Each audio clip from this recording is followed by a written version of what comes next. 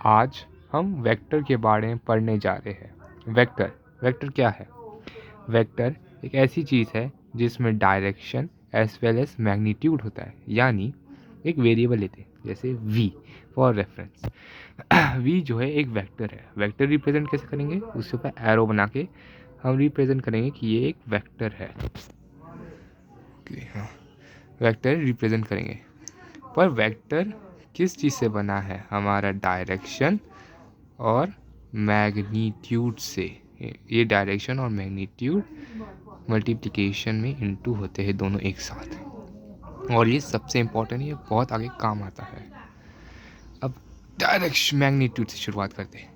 Vector में magnitude को represent करने के लिए हम एक दो रेखाओं का इस्तेमाल करते हैं, जिसे मॉड्यूलस कहते हैं हम वेक्टर की दुनिया में। रिप्रेजेंट करने के लिए अच्छे से, ये तो मैंने बस एग्जांपल दिया, रिप्रेजेंट करने के लिए जैसे हमने वेक्टर वी लिया, वेक्टर वी का मॉड्यूलस दो रेखा लिख दी और वी उसका वेरिएबल मैंने रिप्रेजेंट कर दिया। इसे हम मॉड्यूलस कहते हैं, और ये मैग्नीट्यूड होता है एक वेक्टर का। वेक्टर का डायरेक्शन, ये भी इम्पॉर्टेंट है। जिस चीज़ में डायरेक्शन और मैग्नीट्यूड होता है उसे वेक्टर कहते हैं।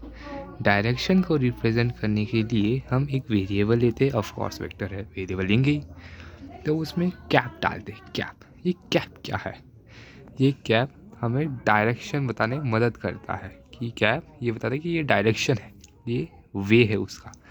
अब कैप में सिंपली डायग्राम बनाए, ये डायरेक्शन बनाया, ये डायरेक्शन को ये कैप रिप्रेजेंट करता है, ये डायरेक्शन को ये कैप रिप्रेजेंट करता है। इतना बात समझ आए तो आगे सुनो, ये खतरनाक है। वेक्टर को मैग्नीट्यूड और डायरेक्शन से बना होता है। डायरेक्शन, मैग्नीट्यूड, ये सबसे इम्पोर्टेंट था, ये आगे बहुत काम आता है और ये तुम्हारी बेसिक है, ये याद रख लो, छान लो दिमाग में।